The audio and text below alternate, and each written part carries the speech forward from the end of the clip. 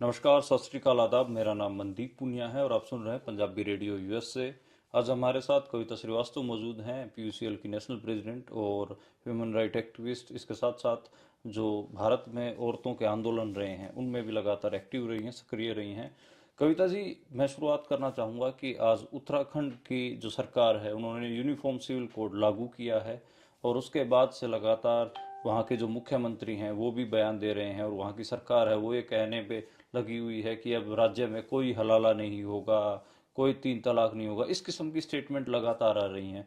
कैसे आप देखते हैं? लोग, कहने वाले लोग ये भी कह रहे हैं कि एक देश में जब भी सभी नागरिक बराबर हैं तो सभी के लिए अलग अलग कानून क्यों? एक देश और एक ही कानून होना चाहिए। और कहने वाले लोग ये भी कह रहे हैं कि अल्पसंख्यक लोगों के ऊपर ये कहीं ना कहीं उनके जो पर्सनल जो लॉज हैं उनके ऊपर ये बड़ा हमला है, उनके जो रीति रिवाज है, उनकी जो संस्कृति है उसके ऊपर बड़ा हमला है। आप इसे कैसे देखते हैं? आप बताएंगे कि यूनिफॉर्म सिविल कोड लागू होने से क्या दिक्कतें होंगी या फिर क्या इसमें आप अच्छा ही देख पा रही है? अगर इसका अगर आपको विश्लेषण करना हो तो यूनिफॉर्म सिविल कोड हमारे कॉन्स्टिट्यूशन के आर्टिकल 44 में जो directive principles of state policy है उसके हिस्से में आता है।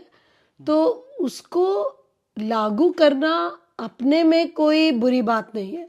उसके तहत जितनी भी अलग अलग धर्म की महिलाएं हों, चाहे पारसी, चाहे इस्लाम धर्म अपनाने वाली मुसलमान महिलाएं या हिंदू धर्म अपनाने वाली आदिवासी, उसमें कोई दो राय नहीं है कि एक देश में एक तरीके का कानून होना चाहिए, लेकिन बशर्ते आप जो विविधता है कानूनों की उसको भी कायम रखते हुए कुछ चीज़ों में एक रूपता लाएं।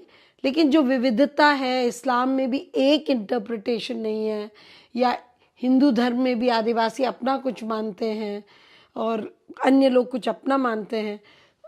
ईसाई लोगों का एक तरीके से इवॉल्विंग जूरिस्प्रूडेंस है। तो मेरे को लगता है कि ये महिला आंदोलन का हमेशा मुद्दा रहा है कि एक देश है तो 1950 में ही पर्सनल लॉज में एक तरीके से एक रूपता आनी थी। लेकिन जब से बीजेपी सत्ता के अंदर आने लगी है तब से देखा गया है कि हर चीज़ राजनीति है।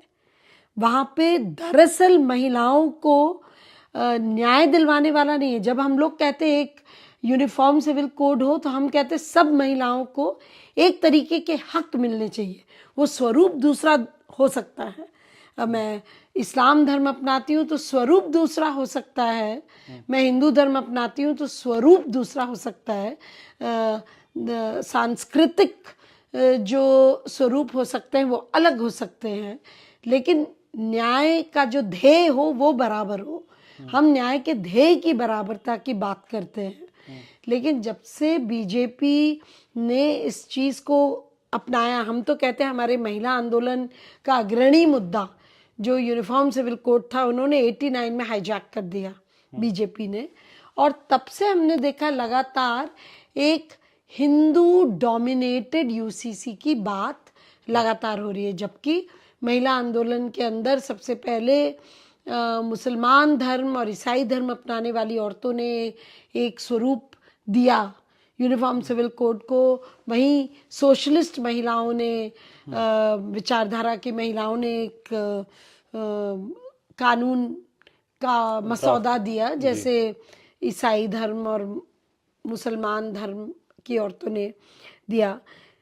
लेकिन हिंदू धर्म की औरतों ने सोशलिस्टों के अलावा जब तक वो कुछ देती भी तब तक बीजेपी ने इसको हाईजैक कर लिया था कि यहाँ तक कि महिला आंदोलन के जो बहुत बड़े मंच है, हमारा एक है Indian association of women studies और दूसरा विमेंस मूवमेंट इन इंडिया मंच। तो Indian association of women studies मंच ने 91 में प्री बाबरी मस्जिद डेमोलिशन बहुत ही माहौल ख़राब हो गया था, बहुत ही ज़्यादा कम्युनलाइज्ड एटमॉस्फेयर था। हम ऑलरेडी देख रहे थे किस तरीके से इंस्टीट्यूशंस बिहेव करने लग गए थे। तो क्लियर था उस दरमियान कि आप यूसीसी के लिए अब एडवोकेसी करना बंद करें, क्योंकि जो यूसीसी आपको मिलेगा ये मत सोचो कि आपके कंट्रोल में होगा वो कानून, क्योंकि पार्लियामेंट किस तरह का यूसीसी बनाएगी वो आपके कंट्रोल में नहीं रहेगा। तो हम लोगों ने विड्रॉ किया और अलग अलग तरीके के प्रपोजल्स आने लगे। कुछ लोगों का कहना था कि बिल्कुल भी यूसीसी की मांग नहीं करनी चाहिए, बल्कि हर धर्म में रिफॉर्म हो, हर धर्म के लोग बैठ के अपना रिफॉर्म करें। और किन पक्षों पे? जैसे inheritance laws, succession laws, adoption laws, guardianship laws, divorce, marriage, इन सब चीज़ों पे वो हर धर्म अपना रिफॉर्म करे, और जो त्रुटियां हैं धर्मों के भीतर वो त्रुटियों को हटाए। तो ये एक माहौल बनाया हम लोगों ने 91 ऑनवर्ड्स कि हम इस चीज़ की मांग नहीं करेंगे। हालांकि आप लोग सबको पता है कि 86 में जब शाह बानो हुआ था तो एक बार फिर शाह बानो का जो फैसला हुआ था जिसमें अदालत ने मेंटेनेंस देने के लिए शाह बानो के पति को बाध्य किया था, जब पूरी मुस्लिम लीडरशिप एक तरह की लीडरशिप खड़ी हुई और उसने कहा कि ये तो हमारे पर्सनल लॉ से इंटरफेरेंस है, तो एक कानून, मुस्लिम पर्सनल लॉ का कानून आया गया जिसमें जो सुप्रीम कोर्ट का आदेश था मेंटेनेंस का उसको अब ओवरटर्न कर दिया गया था। तभी से जो बीजेपी पार्टी के लोग थे वो लोग पीछे पड़ गए थे कि हमें तो यूनिफॉर्म सिविल कोड चाहिए, ताकि इस तरीके से ना हो किसी भी धर्म की लोगों का। क्लियर राजनीति थी उन लोगों की सोच उस वक्त और उन लोगों के पूरे आर्ग्यूमेंट्स। लेकिन जैसे मैंने आपको कहा, महिला आंदोलन ने सोचा 91 ऑनवर्ड, जब बहुत ही कम्युनलाइज एटमोसफियर 92 में तो डिमोलिश ही होगी, कि इसको कुछ दिन के लिए शेल्फ कर देते हैं, इसको शेल्फ कर देते हैं कुछ दिन के लिए और फिर उठाएंगे।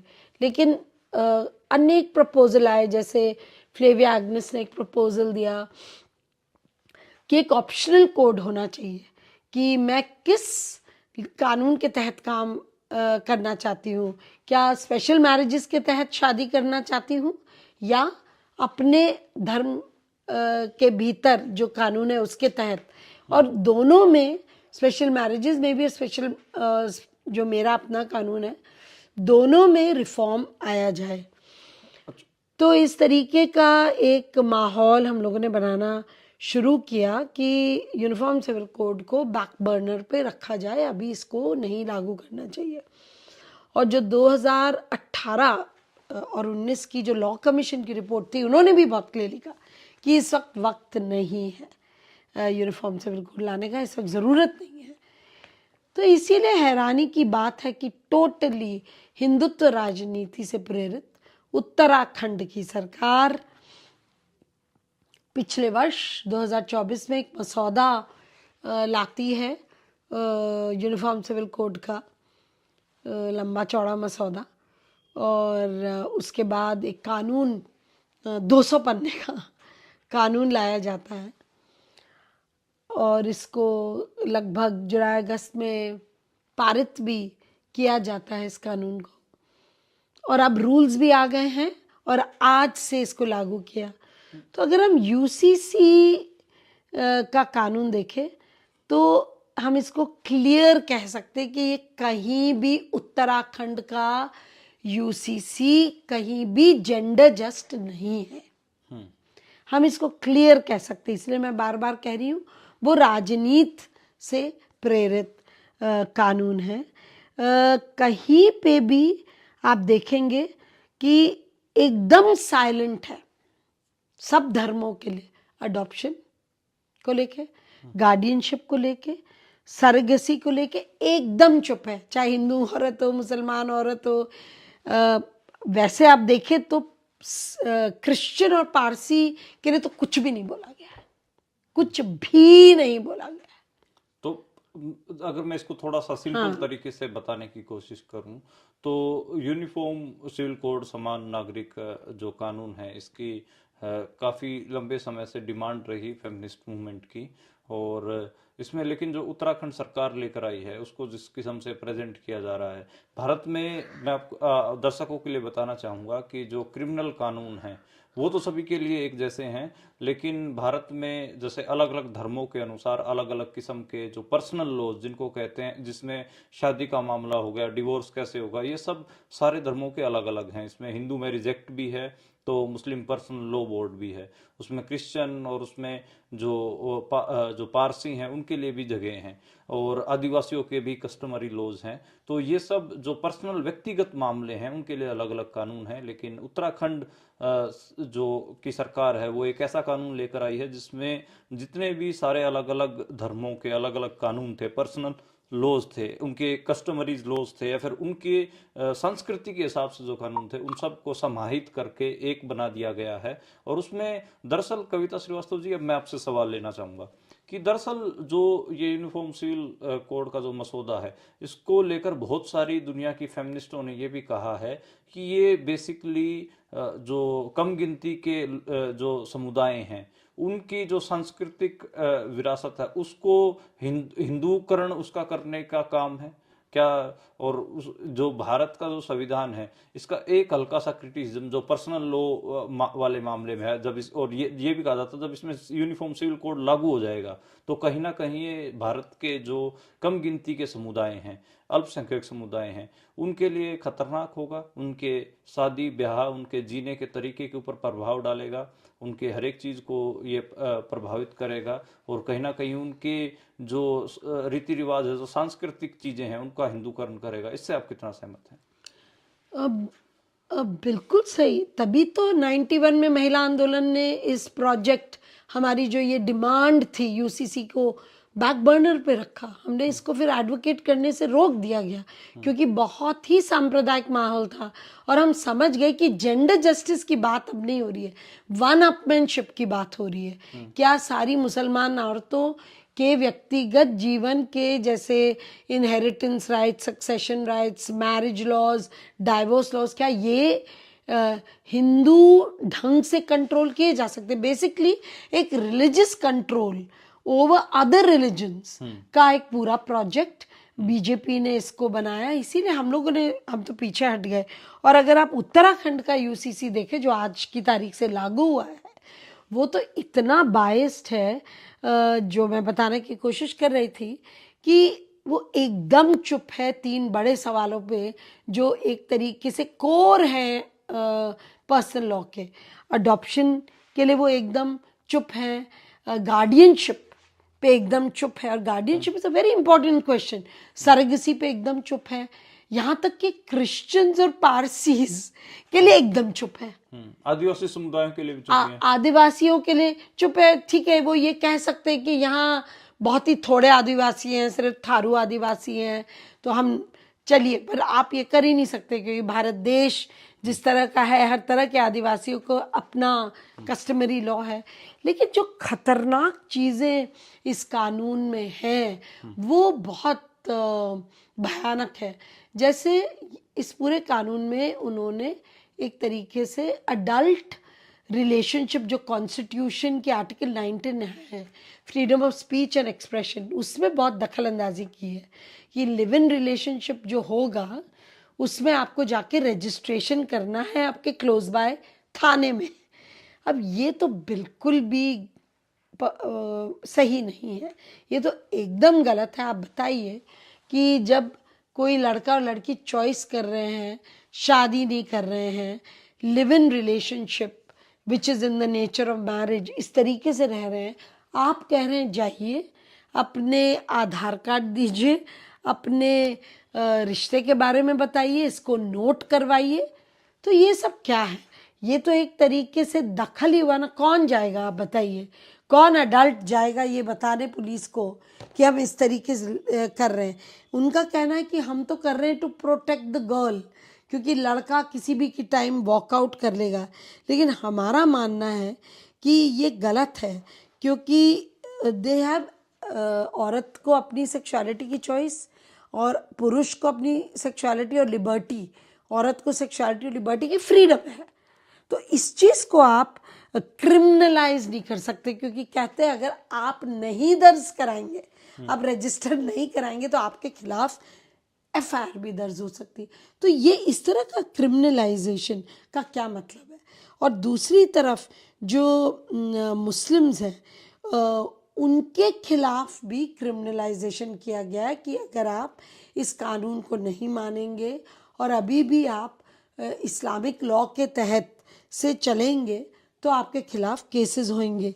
और इसमें जो हमने देखा गया है, इसमें बहुत ज़्यादा जो मुसलमान लॉ में जो पॉजिटिव चीज़ें थी, जैसे मुसलमान लॉ में प्रॉपर्टी डिवीज़न, औरत को मिलना प्रॉपर्टीज, या मेहर जो एक मुसलमान औरत को मिलता है, इद्दत, मेहर, जो फाइनेंशियल सिक्योरिटी एक पति चाहे एकल औरत हो चाहे डिवोर्स्ड औरत हो जो देता है, वो सब उन्होंने हटा दिया।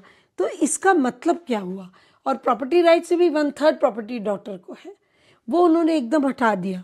और उन्होंने जो पॉजिटिव चीज़ है उसको तो रखा ही नहीं। इसी तरीके से हिंदू सक्सेशन एक्ट जो बहुत ही रेडिकल है, जो 2005 में डिवीजन ऑफ प्रॉपर्टी, जहाँ औरत को पासन rights as well as property division के राइट है, वही आपने छीन लिया।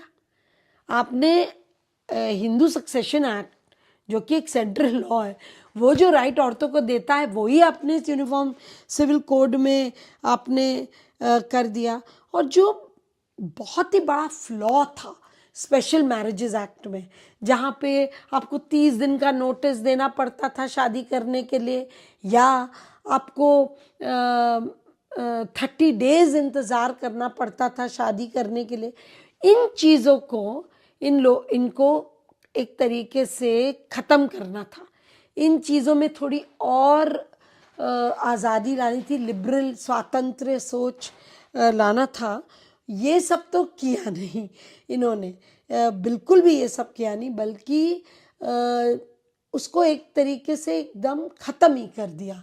तो हमारा तो यही मानना है कि ये जो पूरा एक कानून है यूनिफॉर्म सिविल कोड का, जिसमें स्पेशल मैरिजेस एक्ट का रिवीजन हो सकता था, जिसमें अन्य समाज की औरतों को एक बार मौका मिलता अपने समाज के जो रीति रिवाज है उस पर थोड़ा सा गौर करना, उसको ख़त्म करके आप एक तरीके से ज़बरदस्ती लोगों पे लागू करवाना चाहते हैं कानून।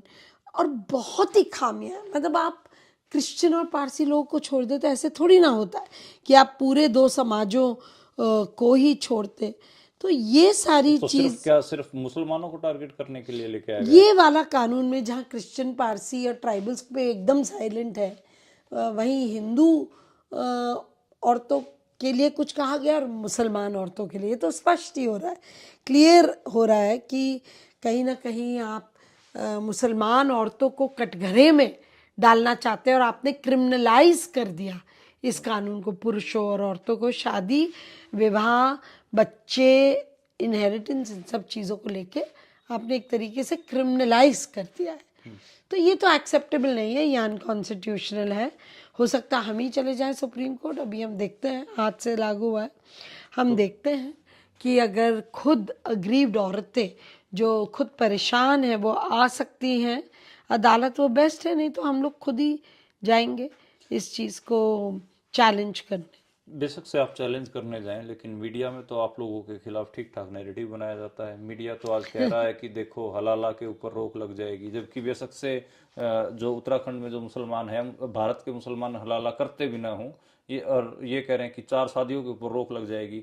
मैं तो बहुत, मेरा पत्रकारिता का लंबा करियर रहा है, लेकिन मेरे को तो कोई ऐसा मुसलमान नहीं भी मिला जिसने 4 शादियां कर रखी हों। और ये कहा जा रहा है और भी मुसलमानों के जो डेरोगेटरी एक हिसाब से ऐसी चीजें हैं जो कि सच में हैं भी नहीं, उनका हवाला देकर कहा जा रहा कि देखो सरकार ने ये कर दिया है। और मुसलमान औरतों का कहीं ना कहीं मसीहा के तौर पर नरेंद्र मोदी और उत्तराखंड के सीएम को दिखाया जा रहा है। और मैं अगर इतना सीधा कहूं कि 3 तलाक से लेकर और अब ये उत्तराखंड का यूनिफॉर्म सिविल कोड तक। नरेंद्र मोदी को मुसलमान औरतों का या फिर भारत की औरतों का मसीहाकरण जो बनाया जा रहा है कि यही औरतों को प्रोटेक्ट कर सकते हैं, 2014 के बाद नरेंद्र मोदी की सरकार में और क्या वो सच में ही औरतों के मसीहा रहे हैं, या फिर आप कैसे देखते हैं इसे? ये बिल्कुल गलत है। ये दो मुई सरकार है, दो चेहरों वाली सरकार है। एक तरफ कोशिश कर रही है, जैसे इस वक्त बालिका दिवस, अंतर्राष्ट्रीय बालिका दिवस गए, 2 दिन गए हैं, तो सरकार कह रही है हमारे बेटी बचाओ बेटी पढ़ाओ के 10 साल के अभियान के कारण देखिए अब औरतें इतनी सुरक्षित हैं और इतनी पढ़ रही हैं। हमारा ये मानना ये सब बिल्कुल गलत है। बल्कि अगर आप देखें तो राजस्थान में ही अभी एकदम पिछले हफ्ते ही 450 स्कूलों को बंद कर दिया गया है। और किसी भी छोटे स्कूल को बंद करना, ढाणी के स्कूल को बंद करना का मतलब क्या है कि बच्ची स्कूल नहीं जा पाएगी, क्योंकि बच्चियों को डोर स्टेप पे स्कूल चाहिए। हरियाणा में भी बहुत सारे स्कूलों को मर्ज किया गया सरकारी स्कूल में। हाँ, ये मर्जिंग कहते हैं, लेकिन दरअसल जो एक स्कूल, क्योंकि जो लास्ट न्यू एजुकेशन पॉलिसी थी वो ये थी कि अगर, अभी वाली नहीं पुरानी वाली, कि अगर लड़की स्कूल नहीं पहुंच सकती है, और कौन लड़की नहीं पहुंचती है? दलित लड़की, आदिवासी लड़की, ओबीसी लड़की, मुसलमान माइनॉरिटीज़ की लड़की, अगर वो स्कूल नहीं पहुंचती, स्कूल उसके पास पहुंच जाए। इसीलिए बिल्कुल ही उसके डोर स्टेप पे स्कूल शुरू हुए थे। तो ये तो बहुत बड़ा धक्का है। तो ये बेटी बचाओ बेटी पढ़ाओ केवल एक स्लोगन है नरेंद्र मोदी का, और अगर वाकई में उनको औरतों के हितैषी बनना था, जो बिल्कुल भी हितैषी नहीं है। अगर आप देखें सेक्सुअल वायलेंस इतना ज़्यादा बढ़ा है, आंकड़े खुद कहते हैं कि सेक्सुअल वायलेंस जितना बढ़ा है इस वक्त, उसके लिए क्या कर रही है केंद्र सरकार? ठीक है, राज्य सरकारों को भी करना चाहिए, लेकिन केंद्रीय सरकार जो कि अपने आप को एक औरतों की हितैषी बता रही है, या अपने आप को एक बहुत ही कौशल सरकार बताना चाह रही है, तो वो क्या कर रही है? ये एक सवाल बहुत ज़रूरी है कि वो कुछ भी नहीं कर रही है। और ये जो बीजेपी सरकार ने जिस तरीके से राजनीति से प्रेरित ये कानून लाए हैं, इसको तो नहीं लागू होने देंगे। इसके लिए तो हम लोग सुप्रीम कोर्ट में बिल्कुल चैलेंज करेंगे, हाई कोर्ट और सुप्रीम कोर्ट में। ये बिल्कुल भी स्वीकार्य नहीं है, बिकॉज इसमें जेंडर जस्टिस नहीं है, सीधा सीधा। एक तरफ तो वो नरेंद्र मोदी कह रहे हैं कि हम तो मतलब उनकी सरकार प्रचार कर रही है कि नरेंद्र मोदी मुसलमान महिलाओं के मसीहा, भारत की महिलाओं के मसीहा हैं। दूसरी तरफ उनकी पार्टी में तो बहुत सारे रेपिस्ट और बहुत सारे ऐसे लोग हैं जिनके ऊपर सेक्सुअल वायलेंस के केस लगे, ना तो उनको पार्टी से निकाला गया, ना उनके ऊपर कोई एक्शन हुआ। कैसे देखते हैं ये दोगला व्यवहार है इसे? कुलदीप सेंगर से लेकर जो लाजो पॉलिटिक्स है, अब आप रेसलर्स को देख लीजिए। पिछले वर्ष में हाई पॉइंट ऑफ रेजिस्टेंस क्या था? उनमें से एक था हाई पॉइंट, जिस तरह रेसलर्स ने सेक्सुअल वायलेंस, सेक्सुअल हैरेसमेंट जो स्पोर्ट्स के फील्ड के भीतर और यहाँ पहलवानों के फेडरेशन के बीच में, अब आप देखिए वो अध्यक्ष कौन है? वो अध्यक्ष उस वक्त था बृजभूषण शरण सिंह, और बाद में उसने अपने किसी जूनियर को प्रेसिडेंट बनाया, और आज जो ऑफिस उसके घर से, जो आरोपी है जिसके खिलाफ ट्रायल हो रहा है, उसी के घर में वापस ऑफिस शिफ्ट हो गया। एक बार भी जो प्राइम मिनिस्टर है या होम मिनिस्टर अपनी जुबान से पब्लिकली बोले कि नहीं भाई ये तो बहुत गलत हो रहा है हमारी लड़कियों के साथ, हम सेक्सुअल वायलेंस का सफाया करेंगे, कहाँ किया? तो ये कहना कि उन्होंने, और अभी ट्रिपल तलाक, अब ये ट्रिपल तलाक का क्या मतलब है? आप जबरदस्ती कुछ भी नहीं कर सकते हैं। आप ट्रिपल तलाक जो कर्नाटका में जबरदस्ती ये कहा गया कि स्कूलों में लड़कियां हिजाब पहनकर नहीं आएंगी, आप जैसे ही इस चीज़ को कंपलसरी करते हैं, इसका मतलब ये है कि लड़कियां कॉलेज शिक्षा से ड्रॉप आउट हो जाएंगी, स्कूली शिक्षा से ड्रॉप आउट हो जाएंगी। और कहाँ पे जाएंगी? क्योंकि शिक्षा तो छोड़ने नहीं वाली है। जो सरकारी या प्राइवेट स्कूल से, वहाँ से निकल के जो समुदाय के स्कूल है, जो कि एक संकीर्ण, हर समुदाय जो अपना स्कूल चलाता है वो एक संकीर्ण सोच से चलाता है। तो आप हितैषी कहाँ बने? आपने ये जो ज़बरदस्ती ट्रिपल तलाक को लेके बात कही या अन्य चीज़ों को लेके बात कही, उसमें आप हितैषी कहीं नहीं बने हैं। मुझे नहीं लगता कोई भी नरेंद्र मोदी को एक मुसलमान औरतों के हितैषी के रूप, वो ज़रूर इस पे राजनीति खूब खेले हैं, वो ज़रूर कहलवाना चाहते हैं कि वो एक तरीके से मसीहा हैं, लेकिन सच्चाई ये बिल्कुल भी नहीं है। अच्छा कविता जी, अगर मैं आखिरी में जाते जाते आपसे एक कमेंट लेना चाहूँ कि महिला आंदोलन के पास या आप जैसे लोग जो जिन्होंने एक पूरी उम्र दी अपनी इन सब मुद्दों के लिए, उनके पास ऐसा क्या तरीका है, क्या आप ऐसा करेंगे जिससे जो ये महिलाओं के मुद्दों को लेकर जिस हिसाब से कम गिनती के समुदाय हैं, अल्पसंख्यक माइनॉरिटीज हैं इंडिया की, उनको उनके खिलाफ ये पॉलिटिक्स कर रहे हैं, उस पॉलिटिक्स को आप कैसे रोकेंगे? माइनॉरिटीज के खिलाफ जो आप लोगों को इस्तेमाल किया जा रहा है, आप लोगों के नाम को इस्तेमाल किया जा रहा है, उसको कैसे आप रोकेंगे? भाई देखिए, जो नफरत की राजनीति बीजेपी की है, उसमें विवाह शादी, माइनॉरिटीज़ की औरतों के विवाह शादी पे कंट्रोल, ये एक कदम है, लेकिन इसके पहले और भी बहुत कदम उठाए जा सके। जैसे पूरा कोई भी कुछ जो मुंह में आए वो मुसलमानों के विरुद्ध कह दिया जाता है, या कानून को लेके कह दिया जाता है। जैसे 2 दिन पहले कुंभ मेले में कहा कि 12 दिन में हम हिंदू राष्ट्र ले आएंगे। ये देखा गया है कि जितनी भी नफरत बीजेपी वाले या आरएसएस वाले अभिव्यक्त करते, उसको लेके कोई एफआईआर नहीं गढ़ी जाती है, कोई भी अच्छी आप कहें कायदे का इंटरवेंशन हो, हस्तक्षेप हो, वो नहीं होता है। तो कुल मिला के अगर देखा जाए तो एक बहुत ही एंटी, क्योंकि जब आप नफ़रत का माहौल बनाते हैं, जैसे कि मुझे अभी भी याद है हिजाब के टाइम जो एंटी हिजाब मूवमेंट, औरतों पे अटैक होने शुरू हो गए कि ये हिजाब तो एंटी नेशनल है तो अटैक करो। तो इस तरीके का माहौल, आप नफ़रत की राजनीति से इसको रोका कैसे जाए? 2-3 तरीके। एक तो आपको कानून का सहारा लेना होगा, आपको कोर्ट केस डालने होंगे, आपको ये भी है कि आपको इस चीज़ को लेके समुदाय में भी लड़ाई लड़नी होगी।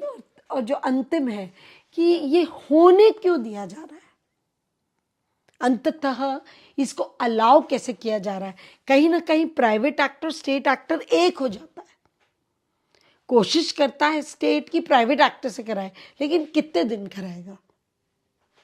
तो मेरे को लगता है कि कुल मिला के जो बीजेपी सरकार है वो एक छलावा औरतों के साथ कर रही है, एकदम छलावा।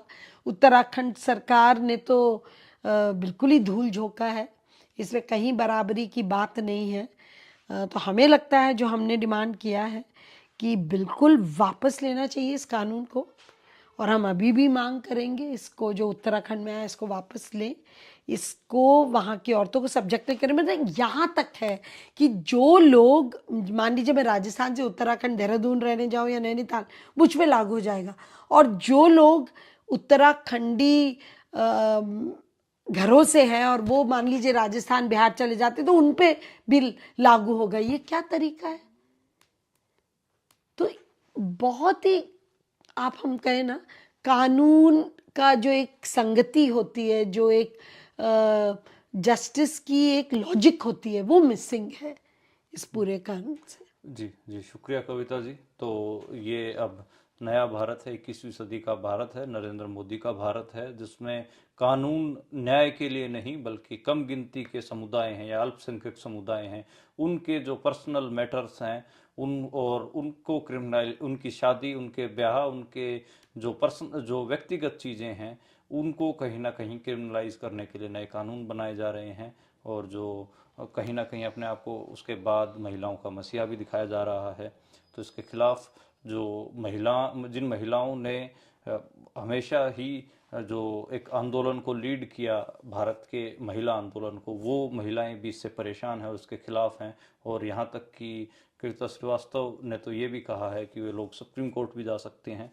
तो अब देखना होगा कि चीज़ें किस दिशा में जाती हैं। लेकिन एक तरफ जो बीजेपी है वो कह रही है कि आरएसएस का ये 100वां स्वर्णिम जयंती मना रही है। 2025 में 1925 में आरएसएस का जन्म हुआ था, तो वो एक हिसाब से उन्होंने हिंदू राष्ट्र की नींव रखनी शुरू कर दी है। और उसी के अंदर ये यूनिफॉर्म सिविल कोड इस साल का, इस स्वर्णिम जयंती के जो उनका स्वर्णिम गोल्डन जो उनका ये ईयर चल रहा है, उसमें ये पहला प्लैटिनम। पहला महीना ही पहला स्टेप बता रही हैं।